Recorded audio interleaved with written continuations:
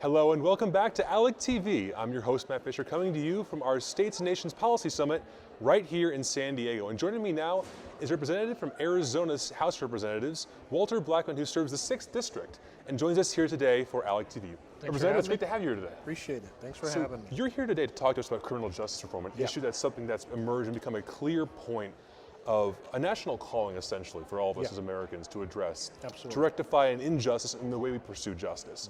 What are some of the main issues you see right now in the way that we are pursuing, in our criminal justice system at the moment? What are some of the big issues that we are seeing as a country that need to be addressed that you're focused on?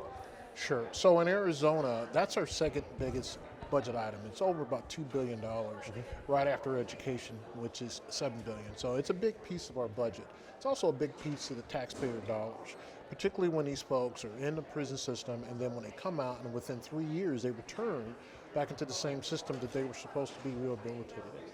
The programs that I'm running and actually the legislation that I wrote last session actually speaks to that. And it speaks to keeping people out of prison, putting them back to work, making employers more competent in these folks that are going back to work, and keeping communities safe.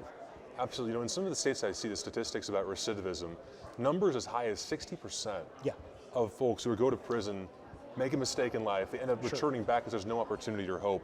What do you think are some of the main issues in regards, not just Arizona, but other state laws where it's something that was well-intentioned to try to address crime, but has backfired? Where are some of those policies that need to be immediately either scrapped or dramatically reformed?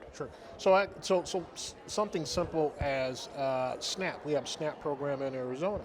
So if a person is a felon, got out of prison, they are not eligible for SNAP.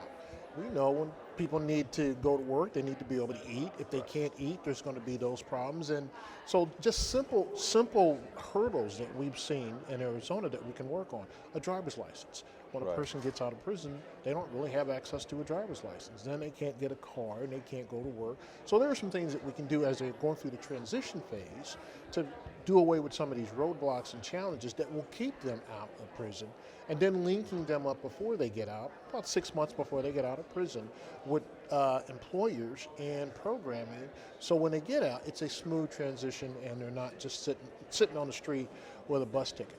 So do you think the biggest issue facing re-entering into society is the employment issue? Would you say that's the biggest issue, or are there other factors in play that we should also take into consideration? I would say it's the employment piece. However, the other pieces do play into it, and it just makes it a holistic nightmare for the person that is trying to get back on their feet. We need to be able to, after that person has served their sentence and they have paid all their restitution to victim funds or what have you, that we give them an opportunity to get back on their feet, a real opportunity to get back on their feet, so they can become productive citizens of our state, our country, and become taxpayers. They absolutely deserve a second chance, and that's incredible what you guys are doing. What are some things that you think what are some big, bold ideas and new policies down the line in the future that you think, if we can get to it, will enact huge results that will be the major, will trumpet injustice. We'll trumpet injustice, not injustice. We'll trumpet in a new era of justice for Americans.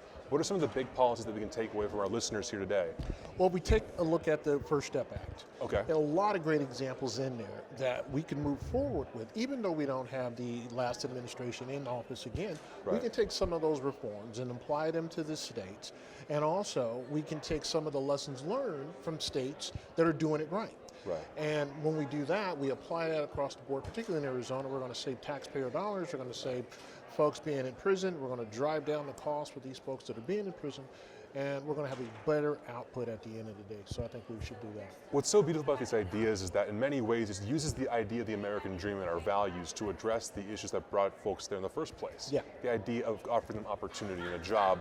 That sometimes prisons are good for time out, for penalty, but they offer a new way forward. For those who are watching and who want to get involved, who want to help move the ball forward downfield, how can they help you, help other representatives get criminal justice reform going further, to take not just the First Step Act, but the next step? What's the next step for them? How can they get involved? Well, first of all, we have to look at it holistically, number one. And then we need to think of life, liberty, and the pursuit of happiness. And when we do that, the last part of that, the pursuit of happiness, is what every American really wants.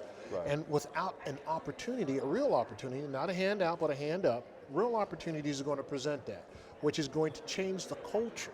So we change the culture, and this is what some people can do. They can change the culture. They can change the opinion of these folks that are convicts. or that are felons. We change that culture, then we'll be able to accept them more, and we'll be able to bring them into our communities, safer communities, and make them productive. That's awesome. Representative, thanks for coming on the show. I appreciate it. Thank you. I appreciate you. Thank you to our viewers. It's great to have you guys here with us. Be sure to stay tuned for more of ALECtv. This has been my interview with Representative Walter Blackman of Arizona's 6th District, and I will talk to you all soon here at ALECtv's States and Nation Policy Summit.